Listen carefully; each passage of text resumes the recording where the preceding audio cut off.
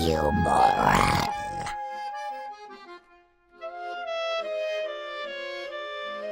There's Nintendo, who's running around doing their best to cater great games to our mouths. And in this holiday season, unless it isn't the holiday season anymore, with games like Smash Bros. 4 and Bayonetta already out and about, I decided to go back and play me some GameCube, which came out over, like, 13 years ago. As it came out in 2001, I believe. And after experiencing those wonderful games, I can't help but make a list of my top 10 GameCube games from my collection. Rules are simple, has to be a game I've played, and has to be a GameCube game. Duh. Now, on with the start!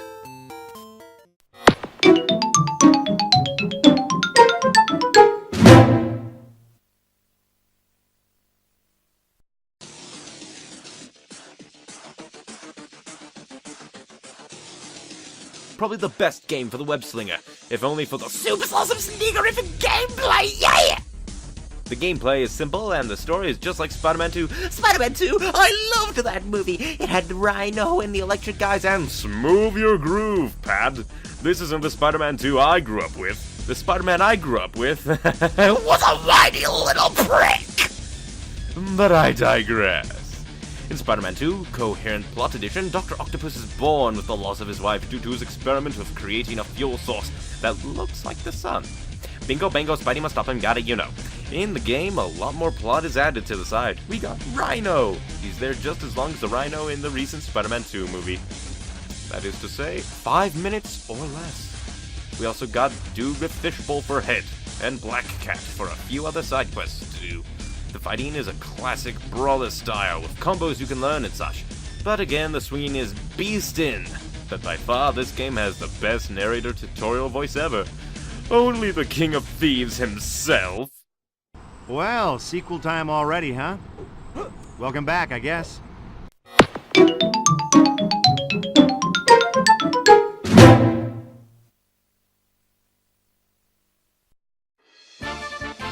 Yeah, I don't really have much to say about Kirby's Air Ride. There are a lot of tracks, it's fun as bouncy balls, and has lots of characters / vehicles you can choose from. In fact, one of the most sought-after items in Smash comes from this game, the Dragoon, which always reminded me of Escargoon from Kirby Right Back At Ya. It's not really a Mario Kart clone, and is a very fun game, so much so, in fact, the 3DS exclusive game mode in Smash Bros. Was more or less inspired by City Trials from Air Ride. Not to mention, just look at the damage that thing can do!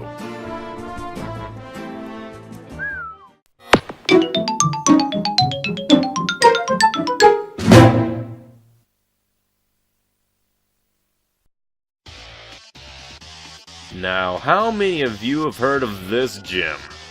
Probably only one, because I told him about it. Metal Arms is a third-person shooter. Oh, so together-based shooter, no!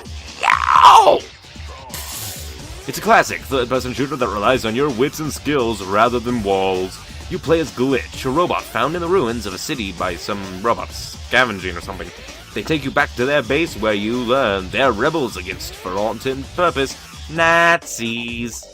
They have their own version of the swastika, so yes, they are the Nazis. Anyway, the rebels foul-mouthed tech guy reboots you, and you volunteer to take on the Mills, they're the Nazis, and protect the location of Droid Town, the last vestige of free Rubits, and destroy the Mills' leader, General Corrosive, as well as lead to a new golden age of Rubit. And no, it will not be easy. Over the course of the game, you are introduced to new types of enemies and allies, mostly enemies though. And you get many types of weapons, from lasers to shotguns to a stinking flamethrower to kill robot spiders! Oh, and the weapon that lets you possess an enemy and make them kill their friends. How sad. Another cool thing is there are about 3 times where you play as allies, who are vastly different from Mr. Foulmouth to Schizo Flame Dude. I love this guy. I won't spoil the ending, because it's actually pretty cool and very fun. With, well, what a twist! Go get it, for it needs much more love! A little note to add is this game had an all-star lineup of voice actors, from Kronk from the Disney movie to Homer Simpson, and many others that have been in pretty much all our childhoods, unless you're insanely old, then your midlife crisis.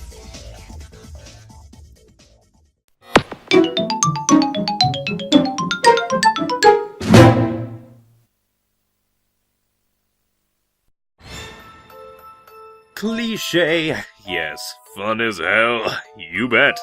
Now, this one needs no introduction, but hey, I'll do it anyway to pad the timer. Luigi's Mansion was the first game to star Luigi. But Neon! What about those TG games like Mario was missing?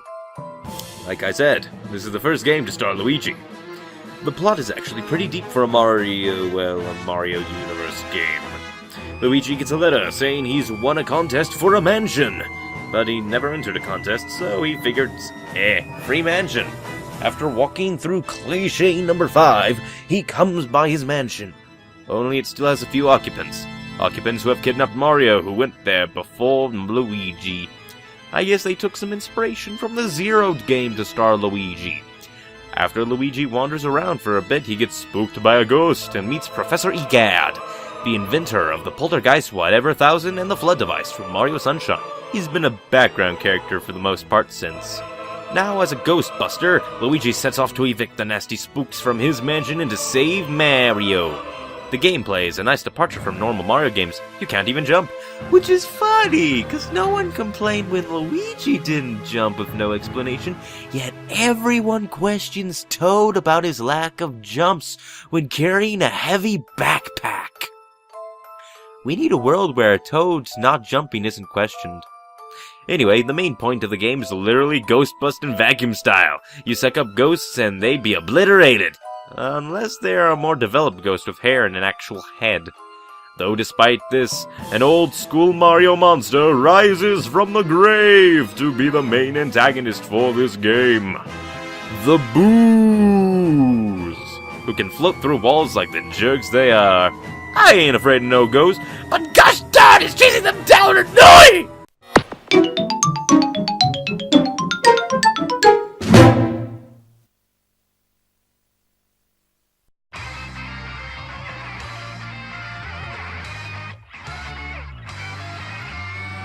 What's better than collecting all 7 classic Mega Man games on cartridges?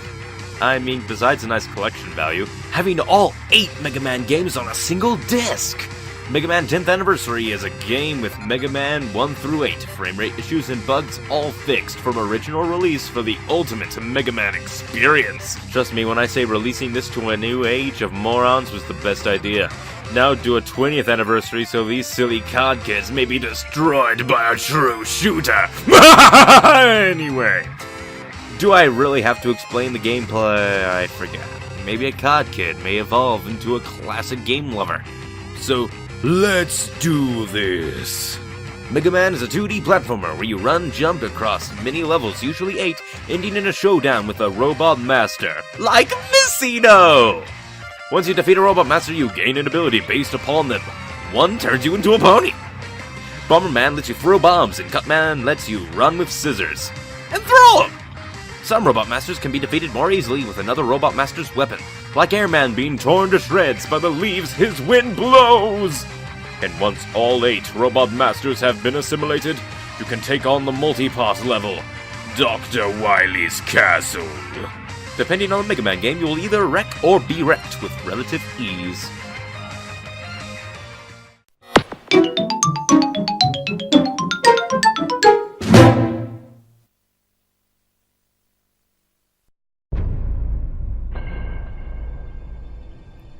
Now here's a small gem of classic gaming, and hey, look, it's his birthday year. Unless this comes out after New Year's, then it will be the year after its birth year. Anyway, Second Sight follows a supposed killer escaping from a hospital and more. His name is John Vatic. In the first minutes of gameplay, he discovers he is an X-Man. In Jedi mode, he can lift things with his mind. In X-Man mode, he can heal himself. And in Exorcist mode, he can possess small children. And yes, he can. On your way out, you will find guns you can shoot people with, from trank guns to shot-off double-barrel shotguns. The cool thing with the game is that you can change the camera for 2 playstyles, Silent Hill Resident Evil style or free camera. There's also a first person, but you can't move in any direction that isn't a circle. As you progress through the game, Vatic will go crazy and have many a flashback, revealing more of the plot, such as Vatic was the new recruit in a unit going after a German doctor who experiments with highly dangerous things, and you end up shooting Russians. This game is a must-have if you have a GameCube or old Wii or PC? I don't know. The gameplay is fun, and its story is really well done if you pay attention to what everyone says, and the voice acting is really good too. Minus some Vatic self-monologue here and there. Why can't I remember anything?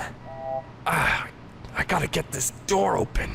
Yes, John, you aren't crazy. You're just talking to yourself. Wait a minute.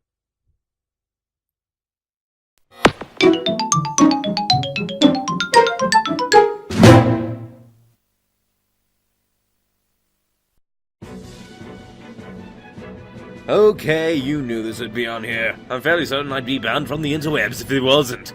Smash Bros. Is one of Sakurai's greatest creations, and has said he thinks Melee is the most polished one in the series, though that was around Brawl's lifespan and not Smash 4, so who knows.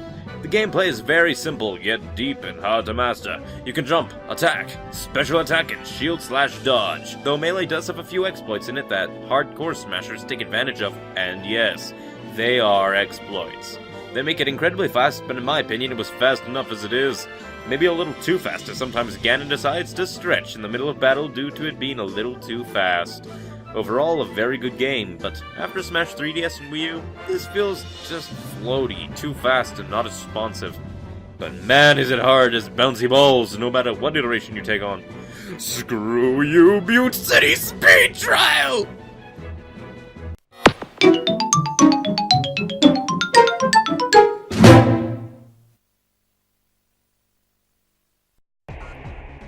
Best Metroid game! This one follows Samus Aran as she treks through a space pirate ship that was destroyed. She fights and kills a giant parasite and has to escape the exploding station to chase after Ridley Scott, the space pterodactyl. The rest of the game takes place on a gorgeous alien planet with all matters of wildlife and dangers. This is also one of those games I call a not-so-first-person shooter, as it involves more strategy beyond bang-bang, shoot, like puzzles and mini-secrets. The main point of the game is to trek across the planet in search of weapons and power-ups, giving Samus the edge she needs to kill Ridley and his Metroid army once and for all. What's that? You don't know what a Metroid is? Let me tell you. A Metroid is an organism that looks like a deformed brain with claws. It latches onto creatures and sucks the energy from them dry. Though they exhibit the ability to transfer this energy to other non-Metroid creatures. Though this is only their first and famous stage, there are plenty of other forms that you rarely see, and due to them being irrelevant to Prime, I can't justify talking about them. So wait, there's more! There's one more form of incredibly dangerous Metroid that I can talk about in the Metroid game universe. Spoilers! You moron! A mutated Metroid grown in the womb of an already mutated parasite infused with Phazon, a poisonous substance that can kill with enough exposure to it. This bad boy is one bad son of a gun. It can change the color of its armored carapace to signify what can hurt it and what it can hurt you with. This isn't even its final form! Break away that carapace and you reveal Metroid Prime Core. A floaty, ghosty, squid-like thing that can turn invisible and deal massive amounts of hurt with various beams, tentacle strikes, and bringing forth more Metroids from its tentacles. Did I mention it will only die by massive beams of pressurized Phazon to the face? Metroids. Die, dang it!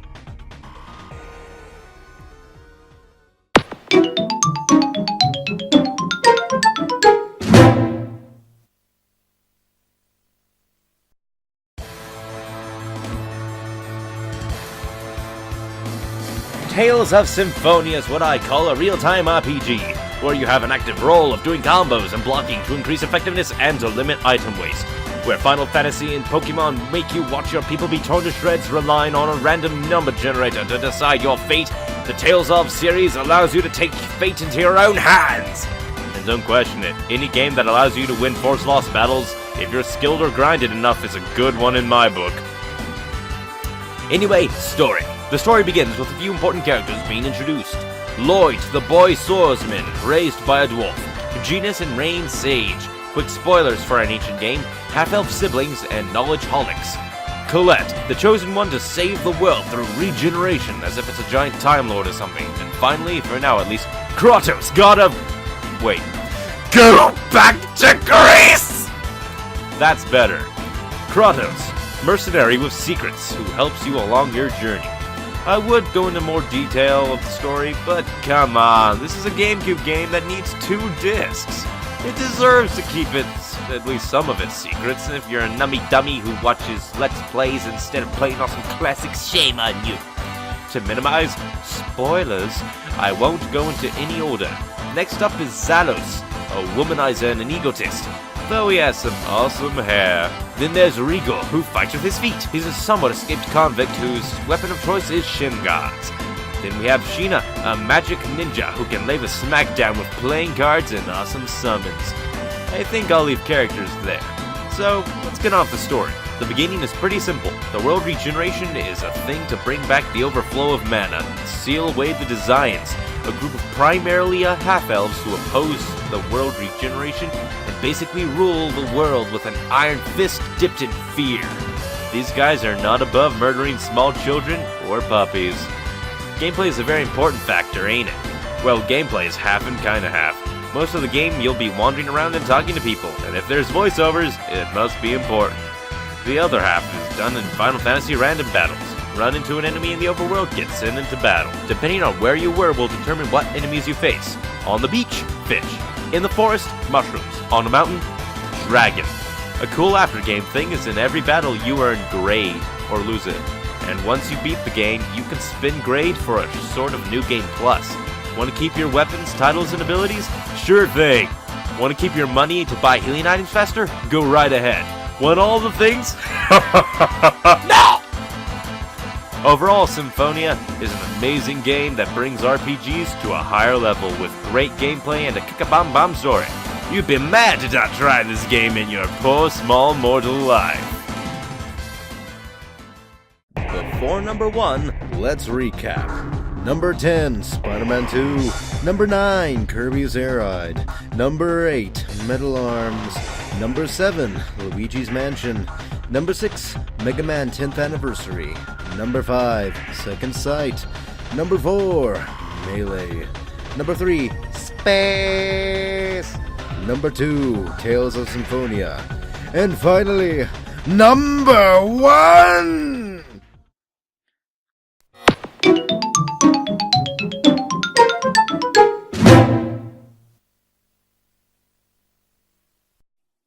You may ask yourself, what could top Symphonia, Melee, and Metroid?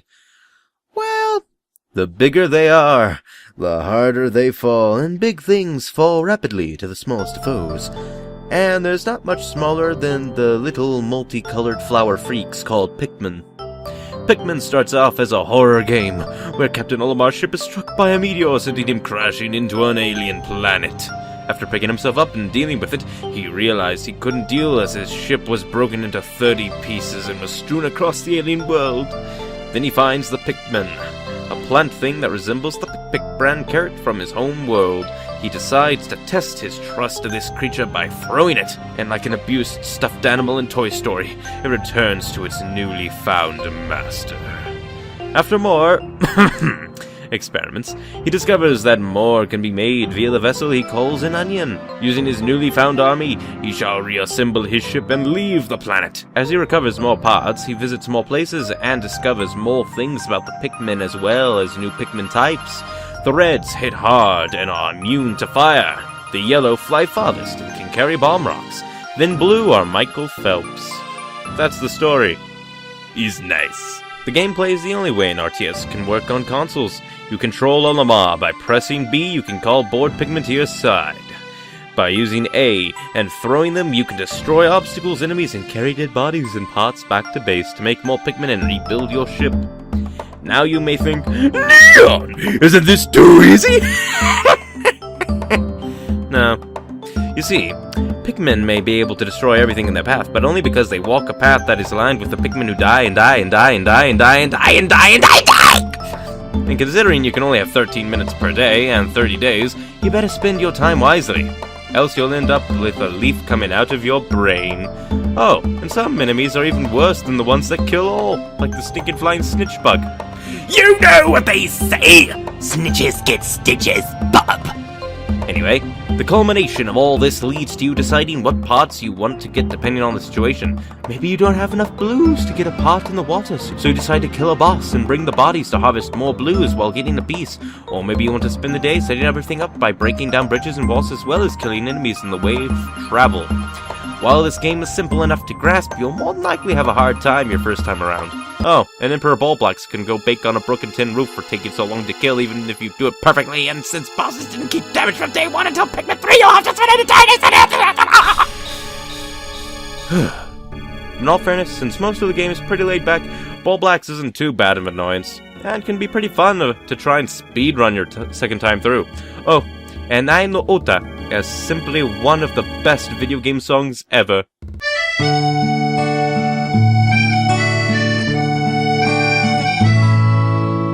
引っこ抜かれてあなただけについてゆく Even if it didn't appear in a game until Brawl, it counts!